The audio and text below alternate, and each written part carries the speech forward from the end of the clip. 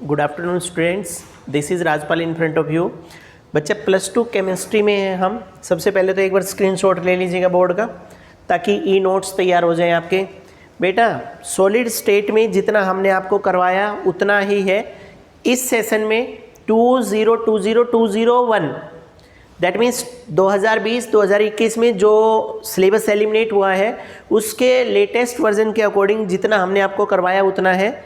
अब solution chapter start है आज की वीडियो में। आप भी प्लीज़ थोड़ा सा ग्रिप बना करके रखें अपने सिलेबस पर। सबसे पहले चैप्टर का नाम सॉल्यूशन। हमने आपको पहले भी बोला था, लास्ट वीडियो में जब सॉलिड स्टेट की वीडियो बन रही थी तब वहाँ पर बताया गया था कि +1 के अंदर हमें सिखाया गया स्टेट्स ऑफ मैटर। वहाँ पर स्टेट्स ऑफ मैटर में बेटा मेनली फोकस किया गैसियस स्टेट पर। याद है आपको Boyle's law, Charles law, Avogadro, this and that, ये सारे गैस लॉ हमने +1 में गैसियस स्टेट में पढ़े। उसके बाद वहाँ पर टीचर ने स्टेट्स ऑफ मैटर की 2 स्टेट आपके लिए छोड़ दी। उनमें से पहली आती है सॉलिड स्टेट, जो +2 में हमारा सॉलिड स्टेट के ही नाम से चैप्टर आ गया, और सेकंड हमारी है लिक्विड स्टेट। वो सेकंड चैप्टर लिक्विड स्टेट बोले या सॉल्यूशन कुछ मॉडिफाई होकर के आ गया। तो इसका मतलब सबसे पहले तो ये कि ये कौन है, किसका रिलेटिव है, पहचानो तो बोलेंगे सॉल्यूशन है a type of states of matter में है, लिक्विड स्टेट का वर्जन है, बट लिक्विड नहीं कहा गया है। इसका मतलब पक्का कुछ ना कुछ चेंज लिक्विड के अलावा भी लेकर के आएगा। Guys that is the introduction about the solution. ये तो सॉल्यूशन का इंट्रोडक्शन हो गया। अब अगर बात करते हैं कि सॉल्यूशन है क्या, तो गाइस सॉल्यूशन तक पहुंचने से पहले आप एक चीज देखिएगा, बिल्कुल सिंपल लेवल में, बिल्कुल स्ट्रेस नहीं डालना आपको। हमारे पास बेटा एक ग्लास पानी है, प्लेन वाटर लिखा हुआ है, 1 ग्लास प्लेन वाटर। आप किसी भी चीज़ पे बस स्ट्रेस डालो ही मत, जैसा मैं बोल रहा हूँ सुनते रहिएगा, देखो क्लियर हो जाएगा। हमारे पास 1 ग्लास प्लेन वाटर है, इसके अंदर हमने 1 चम्मच चीनी डाल दी। 1 ग्लास पानी में 1 चम्मच चीनी डाल दी। थोड़ी देर के बाद स्टीयर किया और थोड़ी देर में देखा कि 1 ग्लास स्वीट वाटर बन गया, पानी का 1 ग्लास मीठा हो गया। अब कह रहा है बंदा कि जो 1 स्पून शुगर थी वो सोल्यूट है, और जो 1 ग्लास प्लेन वाटर है वो सोलवेंट है, और जो 1 ग्लास मीठा पानी बना ना वो सॉल्यूशन है।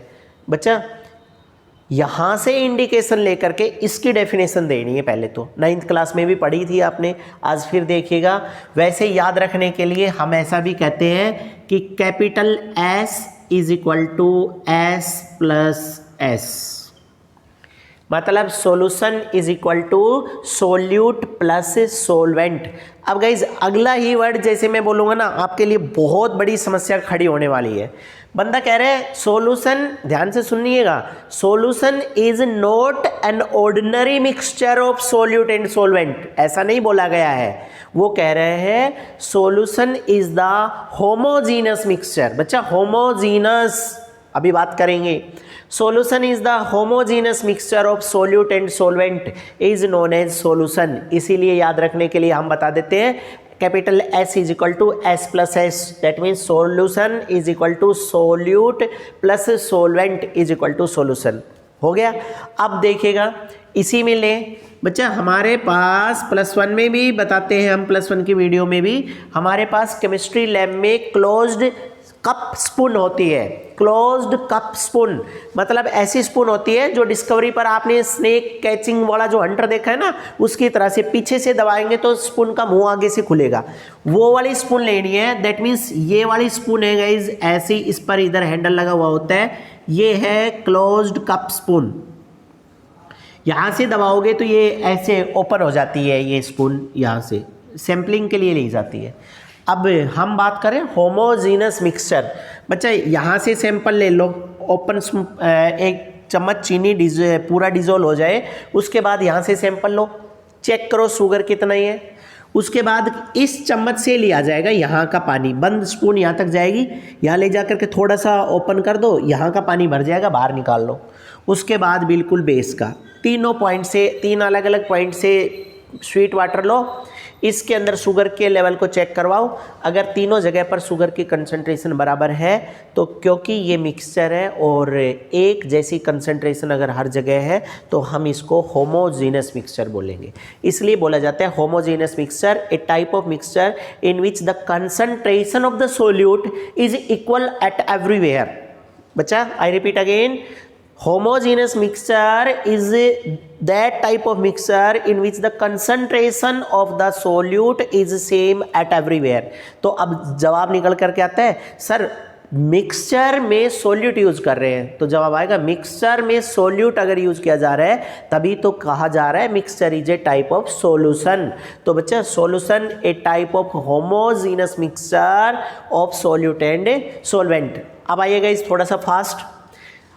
Within the complete solution, the factor which is very small in amount and have the ability to dissolve in other, which is small in amount and have the ability to dissolve in other, ऐसी चीज जो मात्रा में कम है और किसी दूसरे में घुल जाएगी, then that is called as solute।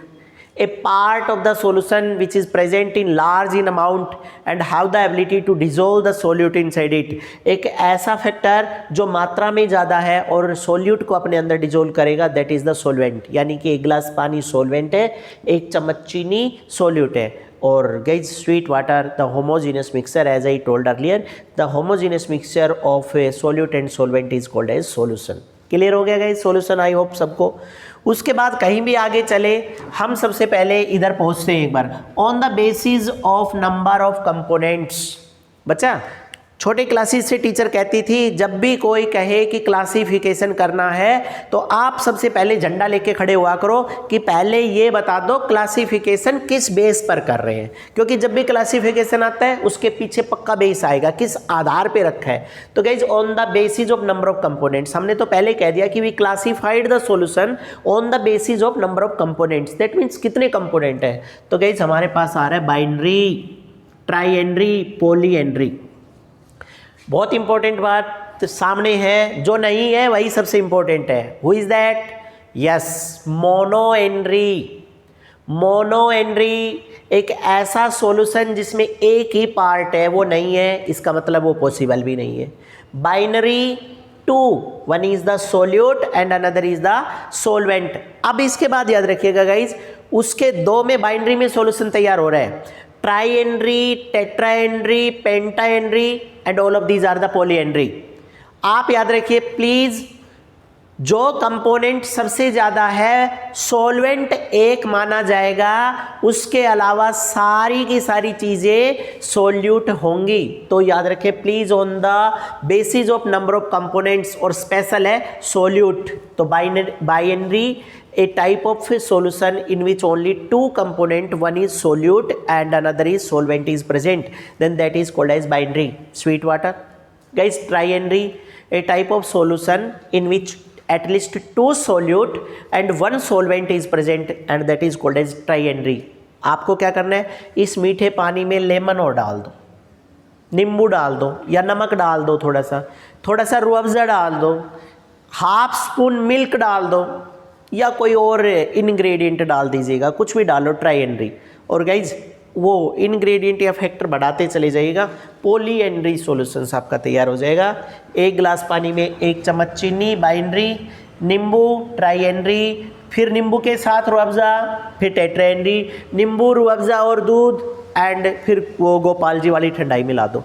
That means कुछ भी करिएगा, पॉलीएनरी सॉल्यूशंस आर प्रिपेयर्ड देयर। तो गाइज पता चल गया सबसे इंपॉर्टेंट बात। ऐसे बोला जा रहा है, प्लीज याद रख लीजिएगा, ए solution of a single factor never be exist inside this universe. Confirm है बेटा, एक सॉल्यूशन जो सिर्फ सोल्यूट से बन जाए, एक सॉल्यूशन जो सिर्फ सोलवेंट से बन जाए, कभी पॉसिबल नहीं होगा। तो वो बात आपकी वहाँ क्लियर हो गई, सॉल्यूशन का इंट्रोडक्शन हो गया। यहाँ पर सबसे इंपॉर्टेंट टाइटल, वैसे तो बहुत छोटी क्लासेस का कंसेप्ट है, कंसंट्रेशन। कंसंट्रेशन बहुत अच्छी डेफिनेशन दी हमने guys, non amount of solute dissolve in non amount of solvent. दिए गए निश्चित मात्रा में कितना सॉल्यूट डला हुआ है, अगर आपको इस बात का पता है, it means you know the concentration of that solution, nothing else. आप उसमें एटलीस्ट टू सॉल्यूशन के कंसंट्रेशन को जानते हैं। चलो एक एग्जांपल को लेते हैं, बिल्कुल बेसिक। एक चाय का कप है बच्चा, 100 ml इसके अंदर हॉट टी है, हमने इसमें 10 ग्राम शुगर ऐड की। कीप इन माइंड 100 ml इसमें टी प्लाज्मा है, 10 ग्राम शुगर इसमें ऐड की है। Stir it and check the sweetness of this tea. Second cup में भी अगेन 100% प्लाज्मा है हॉट टी का, 20 ग्राम शुगर ऐड कर दी।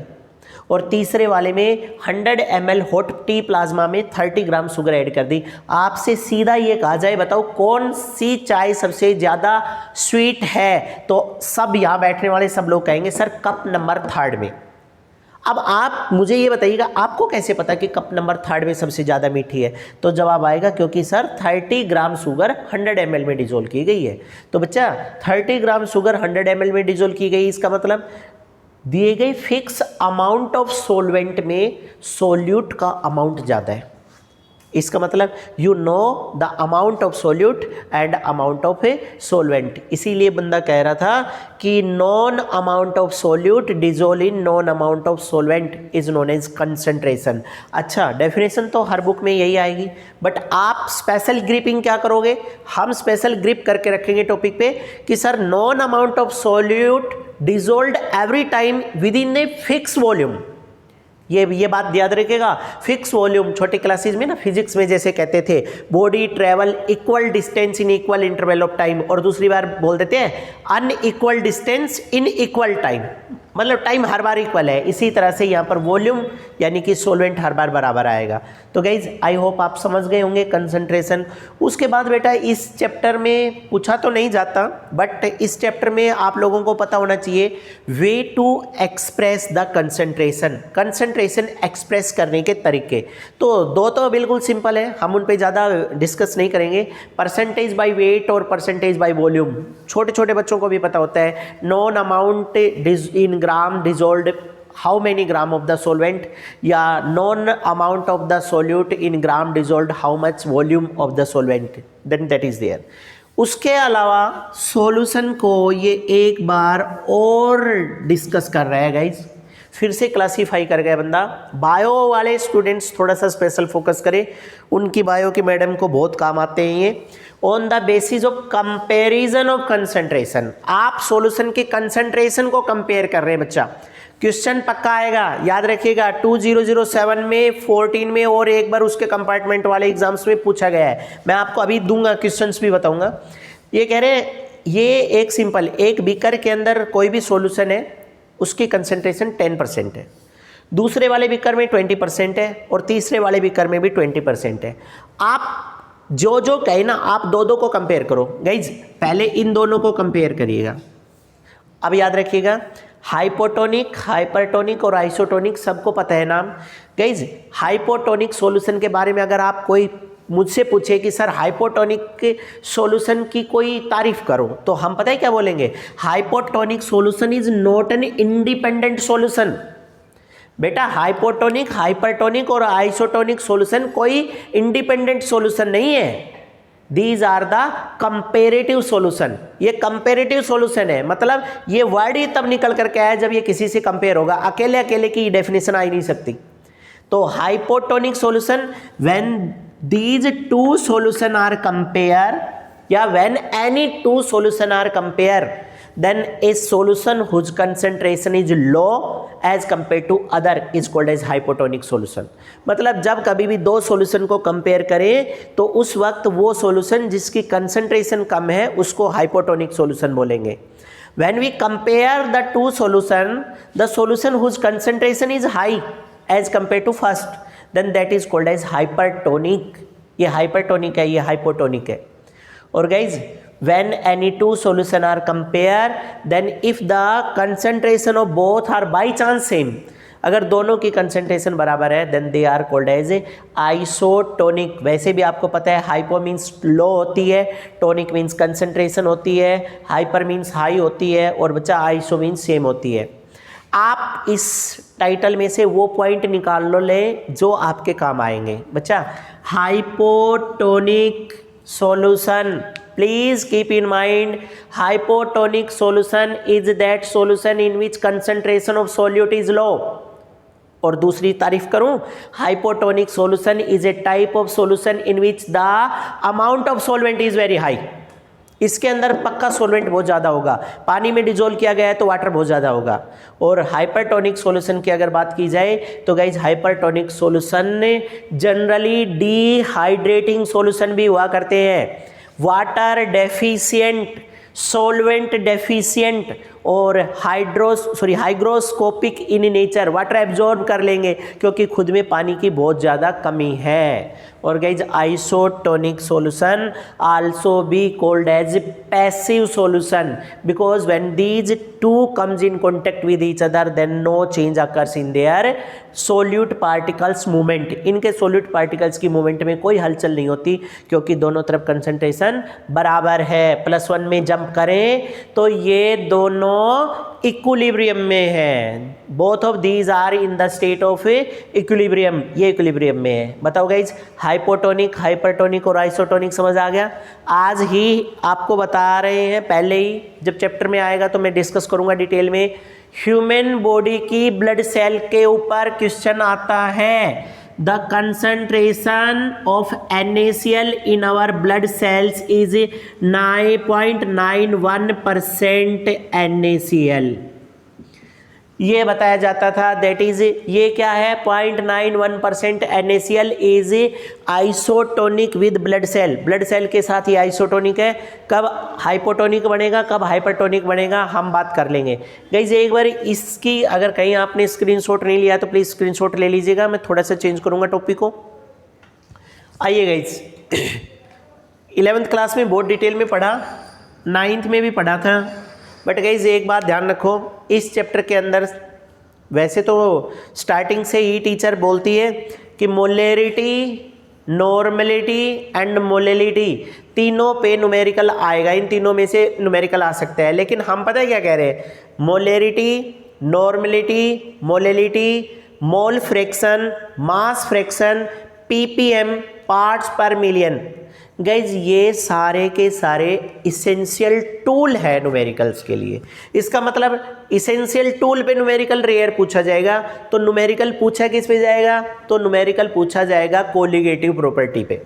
और कोलिगेटिव प्रॉपर्टी पर भी न्यूमेरिकल दो तरह से पूछे जाते हैं, एक तो कोलिगेटिव प्रॉपर्टी निकलती है, दूसरा कोलिगेटिव प्रॉपर्टी की हेल्प से मॉलिक्यूलर मास निकलता है। तो आपको आज बताया जा रहा है गाइज, लास्ट में जब भी आए ना आप रट लें ये बात, MB जरूर निकलवाएगा आपसे, MB मॉलिक्यूलर मास उस कंपोनेंट का, सीधा सीधा नहीं पूछेगा बेटा। +2 में हो गए हैं, +2 में हो गए, एटलीस्ट मोलेरिटी आपसे नहीं पूछेगा सीधा, आपको मोलेरिटी के टर्म्स में मॉलिक्यूलर मास पूछेगा आपसे। तो देखो मोलेरिटी की डेफिनेशन वही पुरानी, number of moles of a solute dissolve per litre of the solution.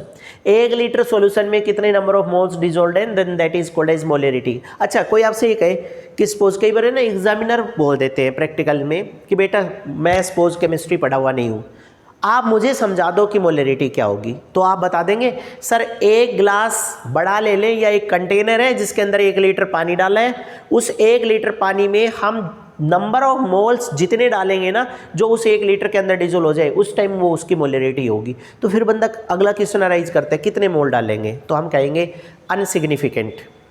तो वो कहेगा हमें कैसे पता चलेगा, तो फिर बच्चा जवाब देता है सर जितने मोल्स डालेंगे उतनी मोलरिटी है ना, दैट मीन्स कम डालेंगे तो मोलरिटी कम है उस कंटेनर की, और नंबर ऑफ मोल्स ज़्यादा डाल दिए तो मोलरिटी ज़्यादा हो जाएगी। देन दैट सिंपल बेटा, फॉर्मूला भी यही है, molarity M number of moles of a solute upon volume of the solution in litre. और छोटी क्लासेस वाला ही, molarity are always be represented by capital M, capital M से प्रेजेंट करेंगे, मोल पर लीटर इसकी यूनिट लगेगी। नीचे बंदा कह रहा है न्यूमेरिकल्स में simple, let small a gram of solute dissolve in V ml of the solution. तो फॉर्मूला क्या बनेगा, A × 1000 upon molecular mass into volume. अब मोलिकुलर मास निकालेंगे तो तो guys weight by molecular mass, number of moles आते हैं, क्योंकि ये रहा हमारे पास नंबर ऑफ मोल्स निकलेंगे वेट बाई मोलिकुलर मास। तो हमारे पास आ गया WB upon MB into 1000 upon V। ये मोलरिटी का फॉर्मूला है। 1000 पहले ही यहाँ पर कर दिया गया है, क्योंकि आपका पैरामीटर जो आएगा न्यूमेरिकल्स का मोस्टली वो चेंज हुआ आएगा, आपको सिर्फ 100 पहले ही लगा लेना है। तो मोलरिटी आएगी WB upon MB 1000 by V volume. और अगर ये वाला फॉर्मूला आ गया तो बच्चा आप पता क्या है, मोलरिटी अगर आपको दे दे तो मोलिकुलर मास निकलवाएगा। तो मोलरिटी अगर आपको दे दे तो मोलरिटी नीचे आ जाएगी और मोलिकुलर मास ऊपर और यहाँ पर आ जाएगा। सबसे इंपॉर्टेंट बात, लैंग्वेज में आपको इतना कंफ्यूज करके पूछता है बोर्ड में, ऐसे स्टेटमेंट सुनिएगा, in case of a unimolar solution. बेटा मोलरिटी ढूंढते मत घूमना, बोल दिया बंदे ने यूनिमोलर है, एक मोलर है। इन्हें पेंटामोलर और गाइज इन्हें पेंटीमोलर, तो keep in mind pentamolar 5m molarity दे दे, तो नहीं दे तो उसको x मान लेना और 5x हो जाएगी। और पेंटीमोलर अगर जर्नल कंसंट्रेशन x है तो पेंटी में x/5 आ जाएगा। पेंटी, पेंटा, ट्राई, टेट्रा आप लेकर के चलिएगा। तो उसी तरह से गाइज मोलरिटी चेंज हो जाएगी आपकी और मोलरिटी की वैल्यू नीचे आ जाएगी। यूनिमोलर है, बाईमोलर है, ट्राईमोलर सॉल्यूशन दे दिया गया है तो यहाँ पर आ जाएगी आपके पास। आई होप गाइज आपको मोलरिटी का इंट्रोडक्शन समझ आ गया होगा। मैंने मोलरिटी को आज इसलिए इस वीडियो में कंप्लीट कर दिया क्योंकि गाइज नॉर्मलिटी वाली वीडियो में सिर्फ और सिर्फ नॉर्मलिटी पे काम करेंगे, क्योंकि वहाँ पर आज तक जो सबसे बड़ी समस्या चली आ रही है ना, वो इक्विवेलेंट वेट कैलकुलेशंस की समस्या चली आ रही है। और अगर आप मुझसे कहीं सर मोलरिटी और नॉर्मलिटी में से चूज़ कर लो तो भैया नॉर्मलिटी को चूज़ करेंगे। सो कल की वीडियो के लिए प्लीज़ तैयार रहें, आप भी स्क्रीनशॉट ले लें। बेटा सब्सक्राइब और शेयर ज़रूर कर दें, लाइक भी दबा दें। Thank you.